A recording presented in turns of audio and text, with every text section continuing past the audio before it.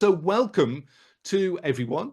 Welcome to our joint WNS Procurement and CASME webinar looking at indirect procurement in 2024. My name's Crawshaw, the Procurement Content Director at CASME, and delighted to have a great panel for you today to actually share some of our thoughts about what is going on in indirect procurement. Let's do some introductions, and then we'll look at what we're going to cover and get into the conversation. So Justin, great if you could introduce yourself. Welcome to the webinar. Yeah, thank you, Graham, and thank you for being able to participate in today's webinar. Hello and welcome to all of our audience and participants this morning, this afternoon, this evening, wherever you are across the world. My name is Justin Virden. I'm with Amgen, based in Thousand Oaks, California. I'm Amgen's Executive Director and Global Head of Indirect Procurement. A little bit about myself. I've been in the procurement profession for over 17 years now, the entirety of which I've spent in indirect procurement. So I've done a myriad of roles spanning category management across the spectrum of services that are in the indirect space, as well as a number of leadership roles. In my current responsibility within Amgen, very much focus in on indirects that are really core to the sales and marketing organization, as well as a number of our professional services that are leveraged across our corporate functions and across the enterprise. So again, thank you for the opportunity to be part of this webinar this morning. Cool. Justin, thank you so much. Aditya, let's go to you. Hey, good morning, everybody from sunny California. I'm Aditya Jain. I am based in Palo Alto and have been in sourcing for about 20 years, half in industry like P&G and such, and half in consulting like Accenture and BCG. Done pretty much a lot of categories and roles and indirect, sourcing, transformation systems, operating models and such. But in my current role at Visa, I manage about over $1 billion in spend in indirect for relating to corporate real estate, all the HR, and as well as the professional services. Excellent. Welcome. Thank you. And over to you, Greg. Thank you, Graham, and thanks to my fellow panelists today. My name is Greg Anderson, and I am the North American Practice Leader at WNS Procurement. And WNS Procurement, our mission is to enable procurement to become the top value creator in the business by implementing transformational operating models that are category-driven, insights-led, and digitally enabled. My responsibilities are for all of our client relationships in North America, both bringing in new clients in terms of growth, but as most importantly is making sure that those clients are successful once they partner with us. So great to be here today, Graham, and look forward to the discussion with our panelists. Excellent, thank you. And a reminder to everyone recording this session, that recording will be made available to you for future reference. If you want to ask any questions, please use the Q&A box. And as always, we'll try to get through as many as we possibly can in the time that we've got allowed for this.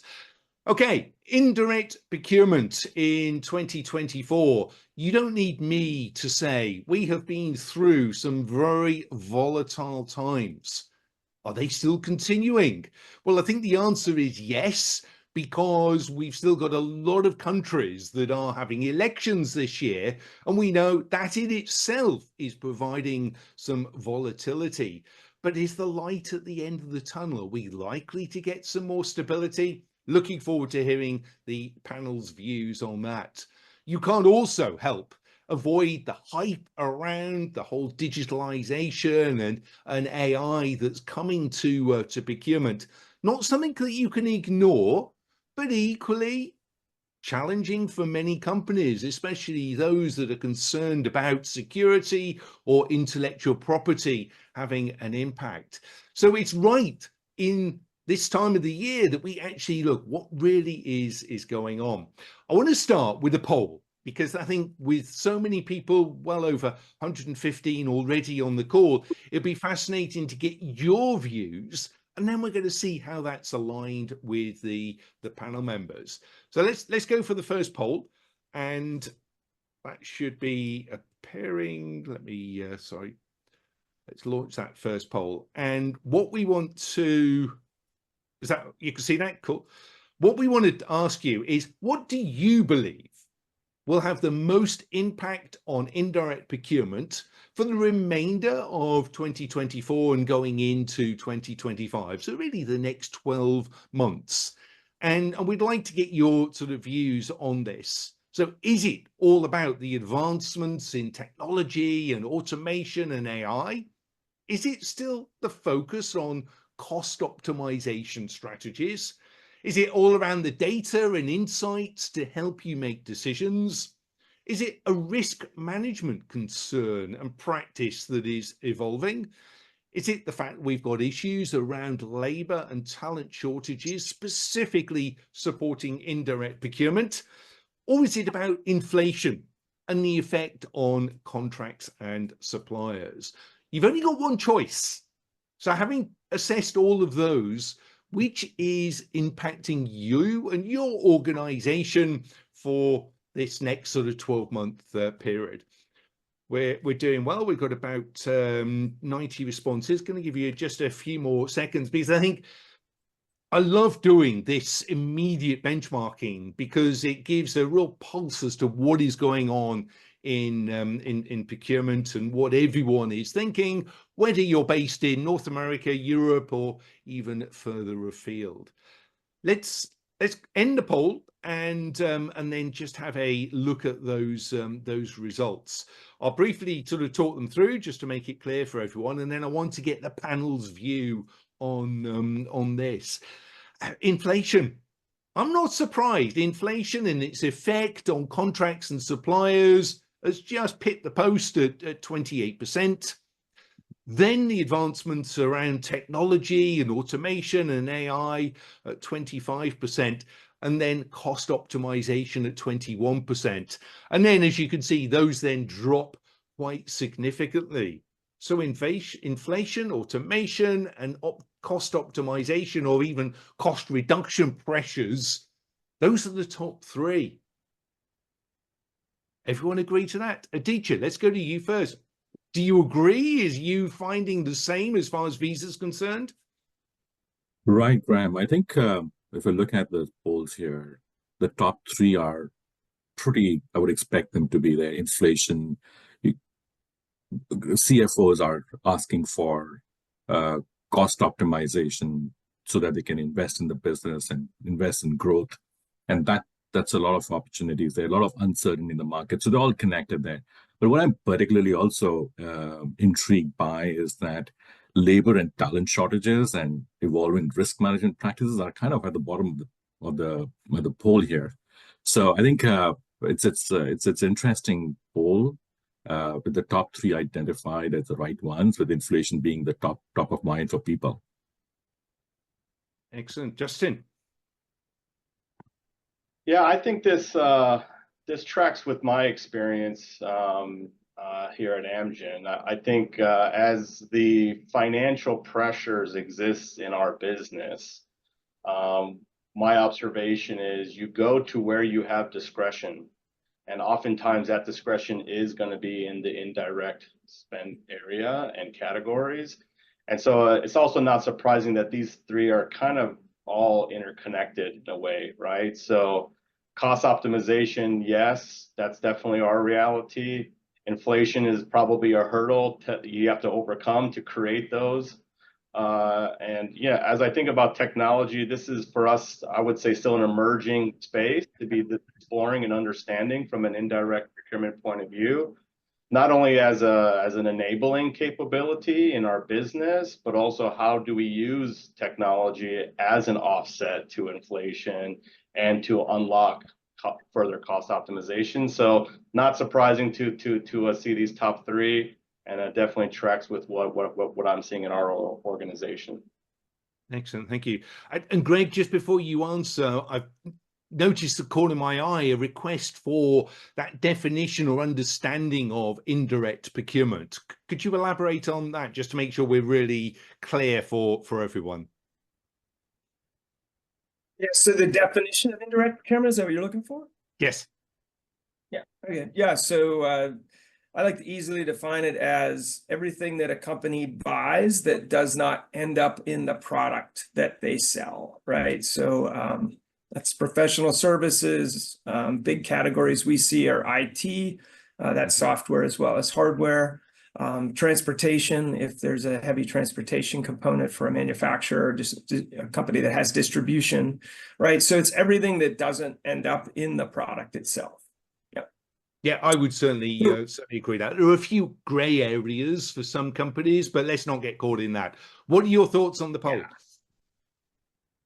My thoughts, the one item that was up pretty high, I guess it always is anymore, but technology, and it wasn't as specific to Gen AI, but Gen AI is being talked about a lot. But I just saw a survey that came out from an analyst that covers this space and Source to Pay, and basically the conclusion there was right now people are still adopting a wait and see approach with a lot of the emerging technology to see how it works. I think it's a popular topic. I think technology and procurement has been advancing for years, but the application of Gen AI is still being sorted out, I think, by a lot of companies. I recently attended a course to learn about an executive education course my company sponsored through Carnegie Mellon, and a lot of people are still figuring out the data security and the privacy aspects of the data sets, and making sure that the answers, there aren't any hallucinations, an unusual term, but in the answers, to make sure that the data sources are accurate. So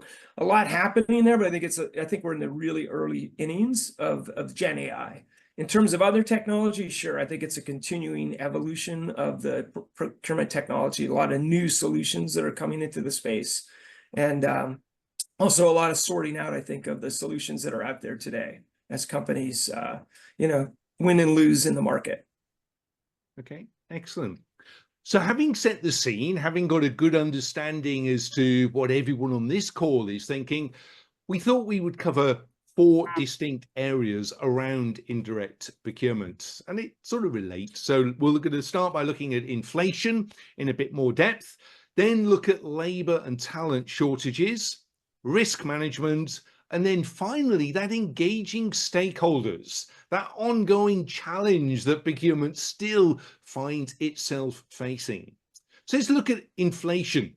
First of all, I mean, on one hand, you could say at last it is coming down. The rate of inflation is lower in many countries, but it's still a challenge for procurement. Justin, at Amgen, are you done with inflation? What sort of challenges does that still bring to you? Definitely not done with inflation. I would think of this in a few ways, and this was a little bit crystallized for us through the large spikes of inflation that we all experienced during COVID. Is it really brought it to the forefront of our attention in terms of, do we actually have an ability to identify and measure inflation and the impact of that in our indirect categories or with specific vendors? How are we going to solve the problem if we don't really even have the ability to identify and isolate it? So that's something that we've spent quite a bit of time developing. I would say it's not a perfect science. There's a bit of an art to it. You never really get to the full answer, but that's the first thing I would point out to, is you have to have the ability to understand what's happening, and let alone then develop plans against it. As I think about it, then in our business, there's a few things that it's then created for us. And there's a lot to talk about here, but I'll maybe give one financial consideration and maybe one non-financial consideration in terms of the impacts of inflation. It's no question that through this inflationary period that continues to persist and is still a focus area for us, it's really challenging the indirect procurement organization to really understand our cost drivers and to understand our supplier economics more than we ever have before. I think we tend to sometimes focus on, what are my rates? What's the inflation on my rates? You really have to get below the surface and understand what's going on in your supplier's business to really understand how to unlock the value that can overcome those inflationary pressures. So that's just like a call to action let alone the broader pressures that are put on us now from our CFO orgs, which I'm sure everyone is experiencing. The other thing that I would raise from a non-financial perspective, which I correlate back to inflation, is I think it's changing the landscape in this concept of, as you think about your partnerships with vendors in the indirect space, where are you actually a client of choice? Because where you are a client of choice, how inclined is your supplier to work with you to overcome these challenges?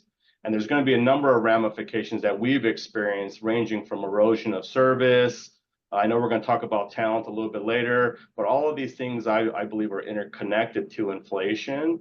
And again, that status of how strategically partnered are you with your companies in potentially categories where you have a lot of choices and a lot of competition, sometimes that can make or break your ability to overcome the inflation using, let's say, non-traditional or more strategic levers in order to unlock the impacts of inflation on your business.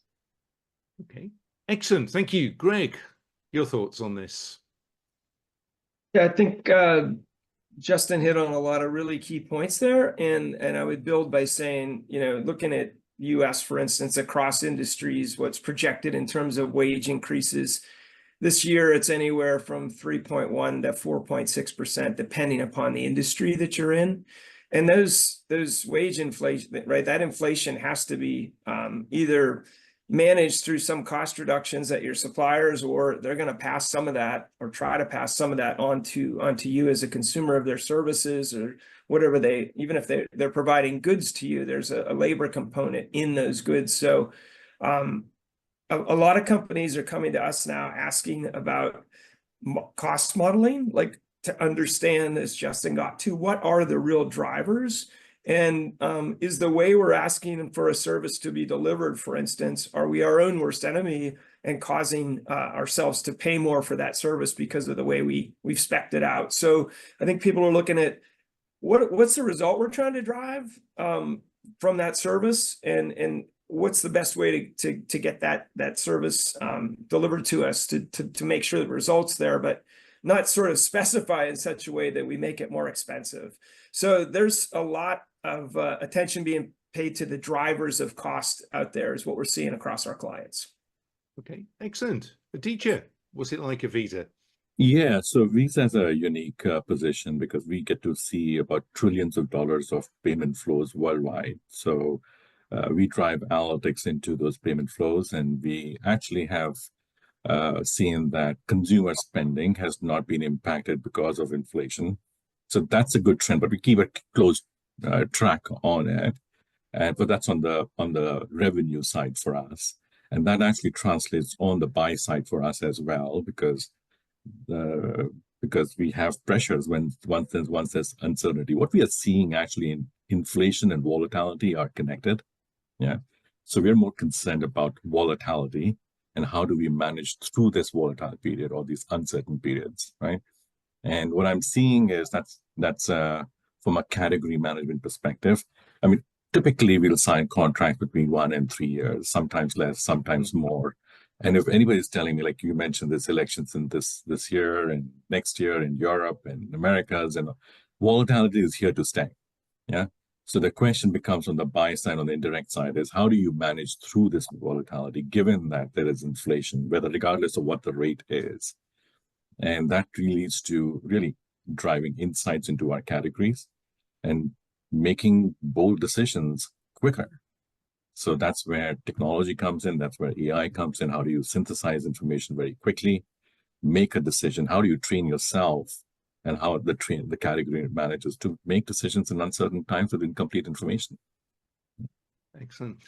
I know from our experience at CASME, we've seen an increase in the number of organizations issuing out tenders or RFP documents, almost wanting to re-establish the baseline of pricing for indirect contracts, recognizing that because we've had the volatility, the only true way to know what that should cost is either do the modeling, but often it can be easier just to really go out to the marketplace and evaluate what suppliers are prepared to offer in terms of pricing. But whether it is that modeling, the should cost, the total cost of ownership, we may have done that well for directs. I think now's the time we've got to do a lot more detail for indirects. Any other tips from you in terms of perhaps people listening that are struggling with inflation? Maybe if there's no option to switch suppliers, if it's more of a monopoly situation or limited. Any advice on that, how to manage it? I think I can take a shot at it. It's grammar.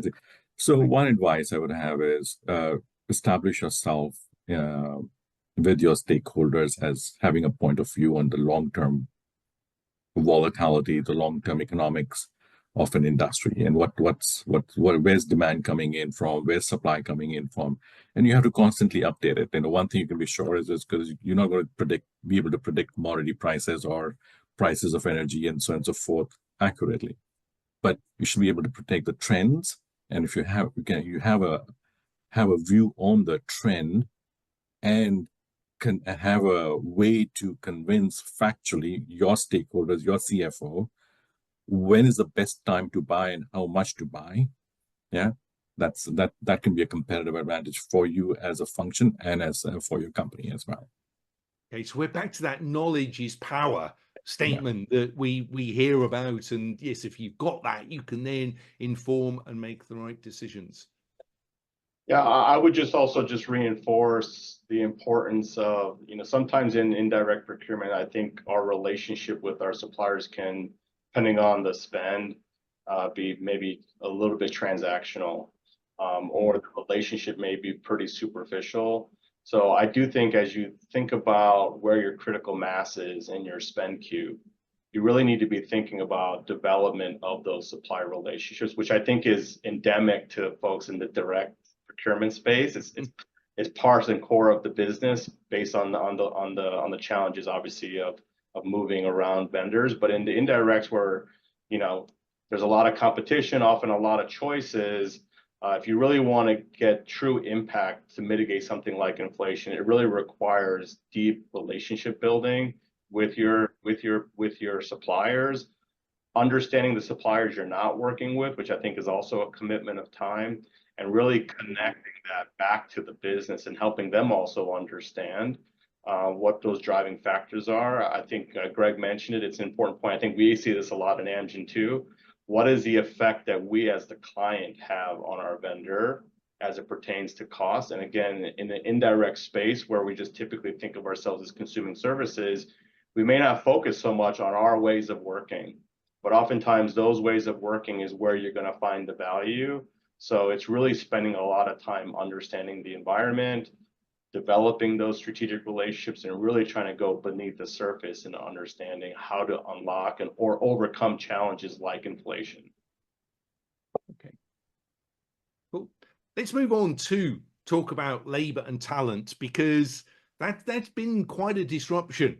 And again, I know from CASME surveys that we've done, it's been that labor element that really has driven increases in cost and actually getting the right people to support the contracts. I mean, it's bad enough getting the right talent within procurement, but that whole labor has seemed to be a conversation that's top of the list to have at the moment. What's your experience? Aditya, let's go to you first on that one. What impact is labor and talent having on the work you're doing? I think it's an important conversation around labor and talent. It's always been, and I think it's less about availability of talent, because when I post roles for hiring, and I feel like I see the quality and the quantity of resumes that come in are tremendous, and it's increased and exponentially over the last few years, and that speaks to how much organizations in the last decade or 2 decades companies have invested in the sourcing function, have invested into the talent of it, and that clearly shows it's a robust talent pool out there. But I think what talent to me means is looking forward. Yeah, how do you position the young and the upcoming talent who are getting into this in this function deliberately and by choice now, and position them for the next decade to 2 decades and such. And I think that's going to be we're at a point of inflection on what talent means to the sourcing and procurement function. Gone are the days from category management. Of course, everybody knows how to do a category management today. How do you do an RFP? How do you do negotiations? Those core skills in sourcing and procurement are well established, and people are coming into this function with lots of skills already through their education, through prior experiences. But the new talent today, I think, is going to be about being able to operate in an agile organization. And what I mean by that is, it's like not having, okay, I'm going to do an RFP, or this is my category, and I'm going to manage that category and from one end to another end, right? I'm going to do the spend analysis. I'm going to do the RFPs. I'm going to do supplier relationship management. But you could have actually a group of people with core skills coming together, solving a problem, and then going back and doing something else, solving another problem. So this iterative method of coming together in a team, functioning as a team, yeah, having your own value add into that team and solving that problem is core now. Excellent, thank you. Greg, what's your assessment based on Yeah, all I think the conversations you're having? Yeah, people are that we talk with, our clients and prospects out there, and just people I speak with at conferences and other places, are really looking for what is the right team to sort of take us to that next level. So procurement's been fulfilling its promise, making a bigger business impact. Things are going great.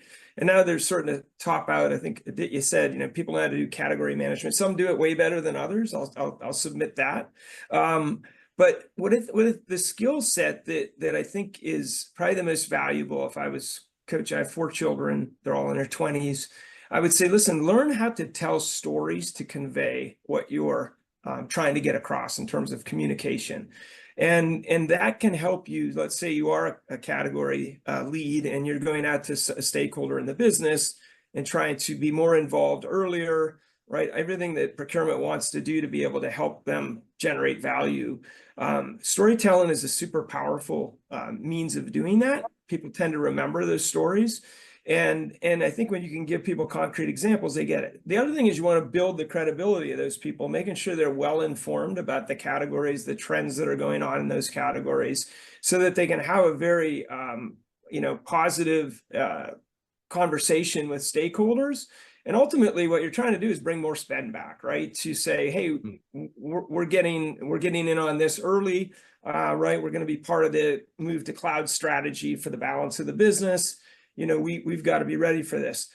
Then once you get the spend, I think the key, and coming back to talent, is make sure you have enough capacity to take care of that spend in the right way, right? So the worst thing you can do is start getting more spend coming in and not have the ability to serve it, because then the stakeholders will go right back to doing it themselves or finding another means, right, to work around procurement, because you don't want to be the bottleneck. So you have to really think of it as a system when you think of your talent. Is to have the right people at the front end. Once that front end's working well and creates activity, do I have the right talent and the right amount of talent to execute on the projects that are coming our way and to deliver the results.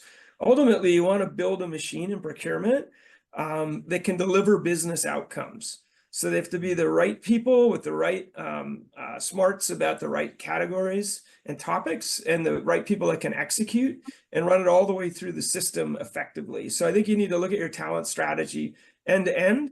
And but more and more, we're seeing people that are trying to be more strategic. I'd say go out there and invest in sending your people to storytelling courses, and start using storytelling in what your in your interactions with stakeholders. It really unlocks a lot that it didn't unlock before. Excellent. Thanks for that piece of advice, Greg. We'll all rush off and make sure we sign up to something now.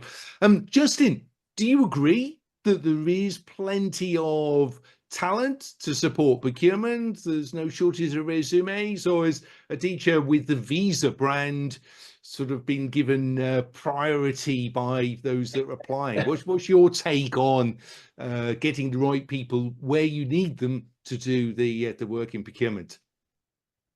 Well, I think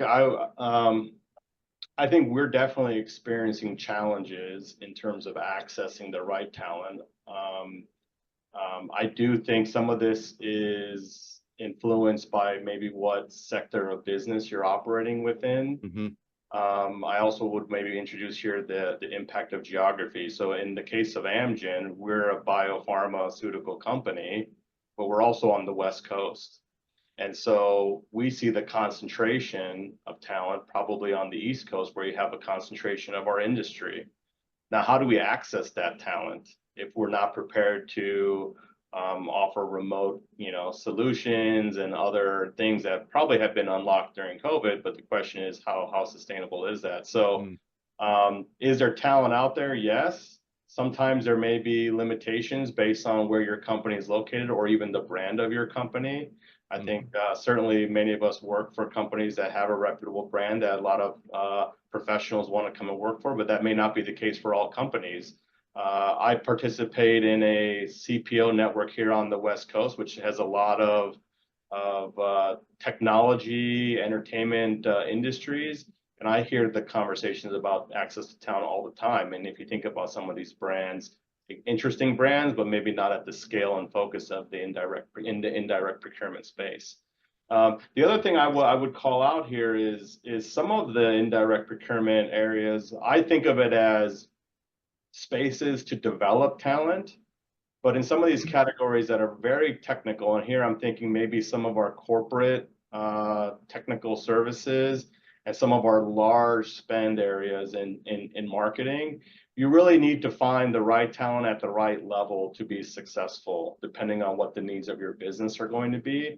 That may be cost prohibitive. So depending on your department and your department's budget, you may be able to find the talent, but can you afford the talent, right? So as we talk about inflation of our suppliers, there's definitely been an inflation on access to talent and procurement as well. And so that also represents some challenges that businesses are probably having to deal with. Is you may be able to find the talent, but can you actually bring them in?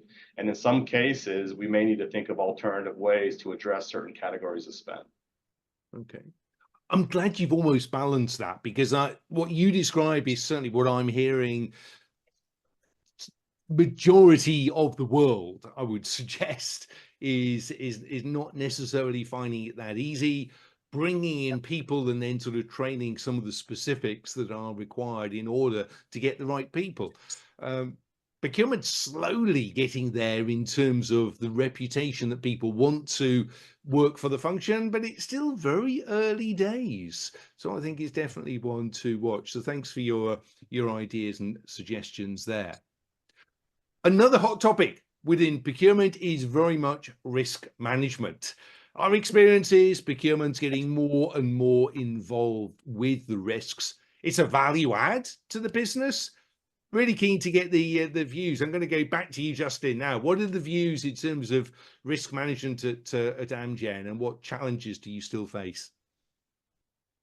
Yeah, this is a very challenging space to kind of get our arms around. So I think the first challenge is within an enterprise in general, what is the role of procurement in managing a variety of risks versus other functions, right? So we're all working in a matrix organization where you're interacting with IT organizations that are probably looking at cybersecurity.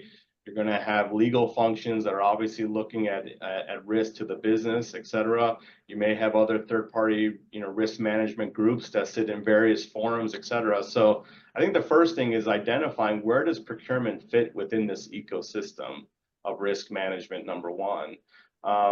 In terms of specific risks that we're seeing, and again, there's a lot here, so I'll only pick on a couple maybe, but certainly there's the emergence of cybersecurity risk. We're experiencing that.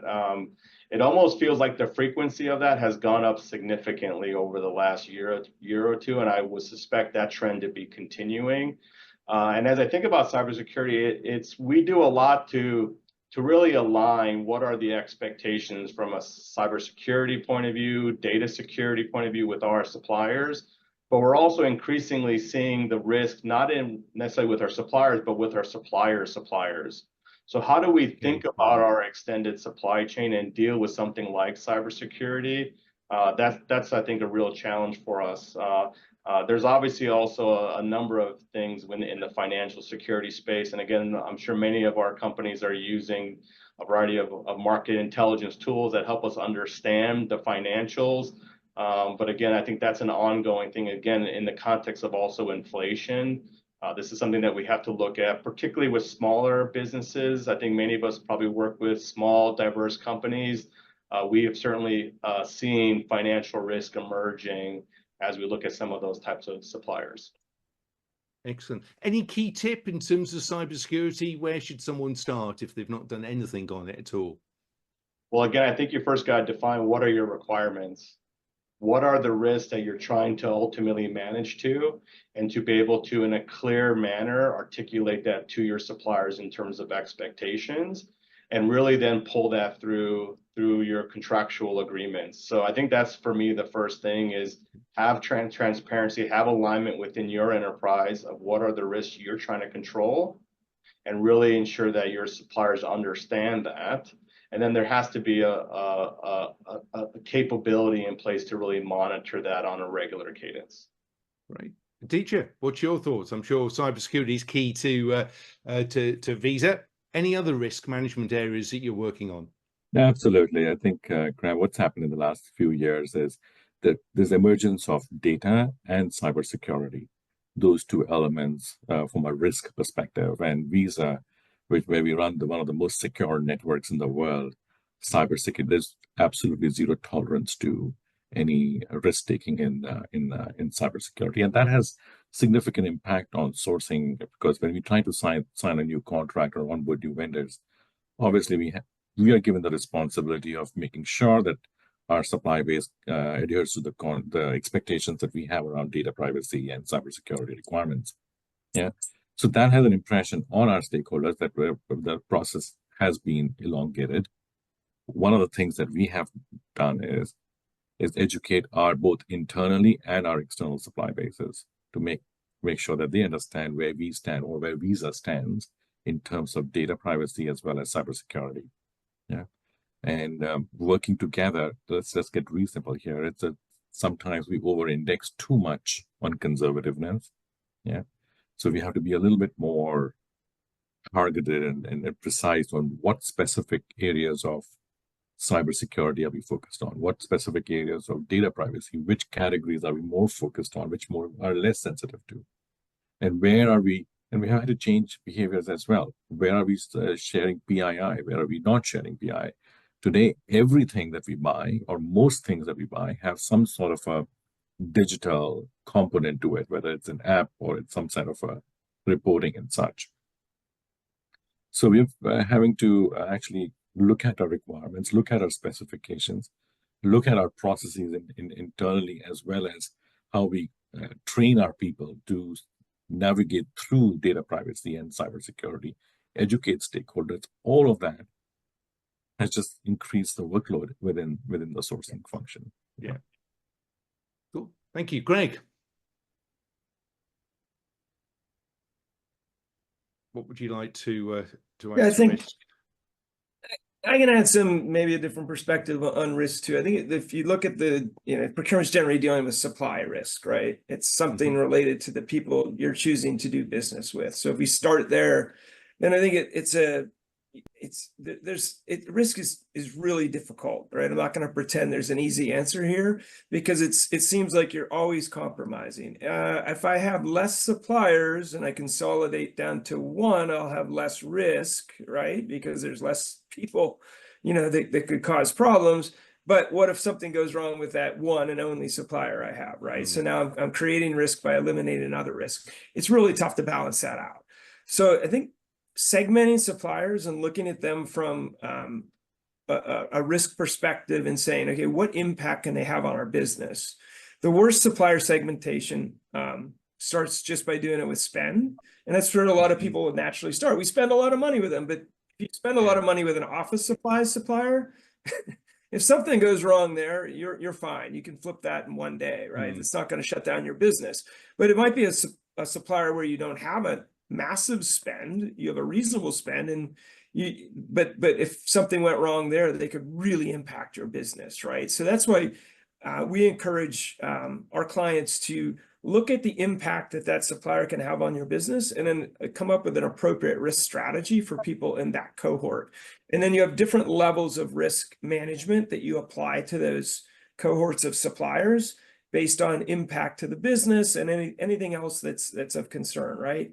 I realize any cyber risk of one supplier way down in that tier of cohorts could cause you big problems if there was some kind of a data breach that came in through their system into yours.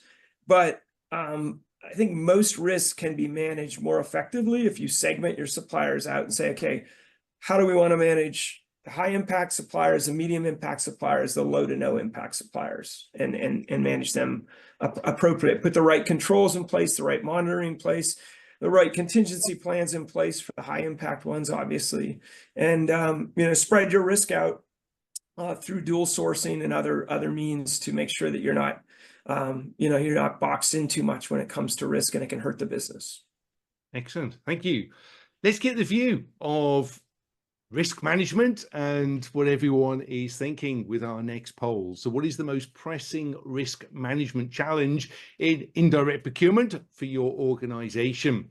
You can select one out of bribery and corruption, cybersecurity, we've just been talking about, data security and privacy breaches, financial status of critical and high spend suppliers, issues around modern slavery, child labor and violation of human rights, or supply chain disruption. We've deliberately selected some quite distinct risk areas.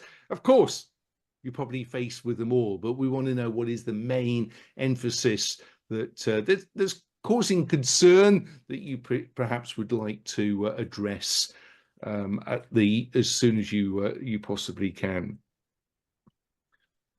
Literally a few more seconds. You've only got to choose one, so the results are coming in thick and fast. The most pressing risk management challenge, and then very briefly, I'll get everyone's sort of view on the results there. Still coming in. Excellent. In the interest of time, I'm going to end that poll. Thank you for that, and I'm going to share the results. Almost no surprise based on what we've been talking about. Data security number one at 33%. Followed by actually supply chain disruption, just at edge, a couple of percent above the cyber security breaches. Let's just focus on supply chain disruption. Any comments? Is this under control as far as you're concerned at Amgen and Visa, or does it still keep you up at night? Any thoughts to share? Justin? The thought I would add here is, and again, this is really coming from an indirect procurement point of view where I see some significant differences with how we manage suppliers versus on the direct side. So I'm sure many of us have within our companies what I think of as like operational or capability teams, whether that's in a shared service role or et cetera, that are managing a number of these suppliers. I think that the capability of managing suppliers operationally from a performance point of view, and then vis-a-vis from a supply chain disruption point of view, I see as still an area for growth for our company, and I'm guessing maybe for a lot of other companies. In the past, these groups are really focused on obviously operational performance and delivery of the services to the business. But when that service goes down, what we're finding is we didn't really have risk mitigation plans in place when the supply chain was disrupted. We didn't really have plans in place when cybersecurity breaches are happening, et cetera, et cetera. So I think this is really a call to action for a lot of these shared service functions to really think more on the operational control side of their capability versus the customer service side, let's say, of what they do. And in this space, I think there's definitely an opportunity for procurement as an advisor and partner to these groups to really think through. Now, that may come through the form of an SRM or other models, but again, I think this is a real space and opportunity for procurement to really drive what we think of as value beyond savings, really driving supply chain continuity and really having a much more holistic approach to operational management. Okay, excellent. Thank you, Justin. And Justin, can I ask you to clarify that? Is that referring more supply chain on the direct materials side, inbound flows into Amgen? No, I'm thinking. So what's a good? of an indirect category that has a supply chain? I'm always interested in understanding this. So if I think first from a professional services, you're going to have a number of, let's think of it as, your business travel operations, your payroll operations, your HR service operations. On the marketing side, you're going to have centralized capabilities, whether that, media, event planning. So these are all going to be operational groups that are managing your biggest suppliers. Oftentimes they're focused on, let's say, excellence of service or customer experience internally. They're not necessarily focused on risks and business continuity when those emerge. Whereas when I observe how the maturity, if you're in a manufacturing environment where you have large manufacturing partners, there will also be operational groups that are managing those relationships. They're much more rigorous and much more robust in terms of how they just think about these ideas around risk. And so those are some examples I would give. Excellent. Thank you. In the interest of getting the most that we possibly can in this hour, I do want to move on to our final really hot topic around stakeholder engagement. You'd have thought this wouldn't even be an issue, but we hear time and time again the ongoing challenge. So I'd love for the panel to share their views as to how successful engagement can take place, especially with those stakeholders that are reluctant to engage or work with procurement. What's the secret there? Aditya, would you like to kick off? Do you have engagement problems at Visa, or does everyone love procurement? Yeah, well, I don't think engagement issues are spotty. Some stakeholders are clearly established that sourcing and procurement add value and to love to engage, and so that we have a problem of plenty with them. And some stakeholders would say, all right, the processes, and let's go to sourcing and procurement when we need to, and then that's about where their engaging is. Overall, I would say the sourcing and procurement function over the years has added so much value that we would say that there's a lot of significant traction. Those conversations around engage us early, engage us at the right time, they're there, but they're certainly getting reduced. The question now becomes, why are they engaging us? How are they engaging us? And how do we react to what their expected stakeholder engagements are? So I see a spectrum of engagement models within emerging with our stakeholders once they engage us. One is clearly looking at us as advisory, so go deep into what problem they're trying to solve. We have an equal seat at the table, not an early seat at the table, but we're just having the equal. There's gone are the days that they're a client, we're a service provider, we're a group that is trying to solve a problem, and we have our expertise, whether it is commercial, bringing in commercial acumen, our knowledge of the industry, our knowledge about supplier business models. So that's where I think it's more exciting, where our stakeholders are starting to engage us as more business advisors than as simple sourcing and procurement. You go do an RFP and do a deal. Give you an example of that is like, if let's say today hybrid work models are here to stay. Yeah, some companies would have 2 days, some companies would have 3 days, some companies have more than 3 days, but just 2 to 3 days is something. That on the indirect side, that causes variability in our demand. For example, office space, all the services that our corporate real estate guys are offering, there's an extreme amount of variability when people are in the office and people are not there in the office. Yeah, how do you manage through that variability, and what kind of supplier models do you engage with? Yeah, that's something we have to work with our stakeholders and work with our suppliers. And frankly, we have had to change the business model of our suppliers to make sure that their cost structures, their business models can flex with the variability of demand. Yeah? Right. And that's delivered cost savings, that's delivered cost optimization. So those are the things that our stakeholders are starting to engage our sourcing and procurement functions. Thank you. Justin, any tips to share? Yeah, I would advise maybe a few core principles here that I think help us to be more impactful in terms of engaging and influencing our business partners in the indirect space. I think the first one is really something we have to own as procurement, which is we got to do our homework. Indirect procurement is a broad and diverse set of services and capabilities that touch a lot of the functions in your company. You need to really invest time in understanding, your stakeholder map as a starting point. And this isn't just knowing who the people are, but really understanding what are their priorities, how do they take in information, right? If you're interacting with a marketing executive versus a manufacturing executive, you are not dealing with the same type of personality. So you really have to understand how to interact with a diverse set of business executives, number one. I think we really got to lean in and understand how well do we know the business, right? Do we understand our business goals? Do we understand what incentivizes them to do things in terms of their behaviors, in terms of decisions they make? How well do we really understand the financials of our business, et cetera? So that's kind of the first principle I have. And there's a number of other things we could talk about in terms of do your homework, but that's kind of the first thing, is take accountability to how deep do you understand your business. The second principle I would introduce is really come as an enterprise leader first and a procurement leader second.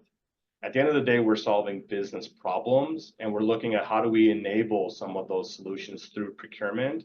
Again, it goes back to my first principle. The more you understand the business, the more you can bring that enterprise leadership to the leaders that really helps them solve a myriad of problems. My final principle then is really empower your leaders to be accountable to the outcome. We spend a lot of time procurement speak, showing often kind of the value through procurement. I had this conversation with a marketing executive recently that, when we onboard, marketing to certain procurement projects, we're kind of using them as a voice of customer, but we're not really empowering them to be accountable to the outcome of what we're doing. So I think that's another aspect there. And this is a little bit of a soft skill principle. There's a way of driving to where we want to go as procurement, while also bringing them along the journey and also having them really take ownership of what we're trying to do, which ultimately accelerates what procurement's priorities are going to be. Cool. Excellent. Thank you, Justin. And I'm going to come to you, Greg, but at the same time, we're going to multitask, because I want to put up the third poll that we've got, which is looking about that value beyond cost saving that Justin's just been talking about. And we'd like to get your view on that. So on the screen there, managing which of the following is enabling procurement to deliver value beyond cost saving. Options being cost avoidance, innovation, market intelligence, risk mitigation, stakeholder engagement, ESG compliance, total cost of ownership. So you can look at selecting that, but you can only select one. Greg, whilst people are responding, what are your thoughts in terms of that stakeholder engagement piece? Sure, a quick summary. So I think first and foremost, you have to go in there with a business mindset, as Justin spoke to, and say, what outcomes is this person, understand what outcomes they're on the hook to deliver for the business. Those are often very publicly well-known within the business. If not, just ask. Second, here's a pro tip hack I got from a great sales trainer once, but it's AAA. As you prepare for any phone call, if I'm going to talk to an executive, I want to make sure I make great use of their time, but I want to come away with really three things as I prepare for the meeting and come out of the meeting. First, what answers am I looking to get from this conversation, right? Through the discussion we're about to have, what answers do I need to know so that I can help this person and build confidence with this person and really show them I can help with those outcomes. Second, what actions do you want them to agree to? Actions. What actions, they're going to give me more information on the initiative. They're going to share their latest presentation. They're going to share some financial numbers that they have to hit, whatever it is. You get them to agree to actions and further engagement with you. And third, think about the attitude you want them to have about yourself and about procurement coming out of that meeting. Right? I want them to feel like they're not getting involved to slow me down. They're not getting involved to be a compliance cop. They're getting involved to help me achieve what I need to achieve. And I can really feel that. And it has to be genuine. You can't BS your way through this, by the way. You have to be genuine and you have to understand what they're doing. So that's what I encourage people to do. Any call you have, AAA, answers, actions, and attitude. Excellent. Great piece of advice there. Thank you for that, Greg. And actually sharing the results of that value beyond cost saving. Stakeholder engagement has got the longest line at 31%. So it's really reassuring the sort of how everything all dovetails sort of nicely together, whether it is the work that you're doing on inflation, the challenges with labor and talent, the challenges around risk management, and actually making sure you're delivering what your stakeholders are looking for. Any final comment from the panel? Aditya, final thoughts? I don't know how you'd sum up our last hour's conversation in a statement, but any final message for everyone? Yeah, I think it's an interesting space to be in, sourcing and procurement, and it's a function that has come a long way, and it's got its relevance even more embedded within the enterprise here. In many roles that I've had, one key thing has emerged is that how you manage the stakeholder and your connection with the stakeholder, your connection with the business, how you create an impact for them and for the business is key to success in any role, in any sourcing and procurement role that you have in the organization. Excellent. Thank you. Justin? Yeah, I would agree. I think indirects is an exciting place to be right now. There's obviously a lot of pressure facing a lot of different companies. I think indirects is where a lot of that impact is going to have to be driven out of. I also think it's some of the spaces where, you know, company executives know the least about. And so I think in that context, that presents a real opportunity for impact from a procurement point of view to really lead in terms of understanding of not only what these categories are about, what are the solutions, and I think that's very exciting to be in such an influential position. So I would encourage everyone to take advantage of that. Absolutely. Why would you want to work anywhere else other than procurement based on everything that's going on? Greg, last thoughts from yourself. Yeah, the panelists here, Justin and Aditya, have done a nice job of highlighting a lot of key concepts and you know, the importance of indirect. I think indirect still has a lot of runway in terms of you know, making it as well managed, as attention getting, so to speak, as direct materials, right? Anything in the product is always sort of the most important thing. It has such an impact on cost of goods sold and everything. But indirect, there's great opportunities to really understand and learn about the business too. Where do you get to talk to marketing? Where do you get to talk to IT? So many different functions across the company that you're helping, and you can learn more about the business, and you can make a huge impact on the outcomes those folks are looking to drive. So you know, stick with indirect and learn what you can, explore new categories, and you know, just keep getting better. I'd say I think there's a ton of opportunity in indirects. Excellent. And clearly people love your answers, actions, and attitude statement. We'll address questions offline. We've run out of time. All that remains for me to say is thank you very much to Aditya, to Justin, and from Greg and myself. Thank you for this, being part of this update of Indirect Procurement 2024. And we look forward to a further update in the not too distant future. Until then, thank you all for support today, and goodbye for now.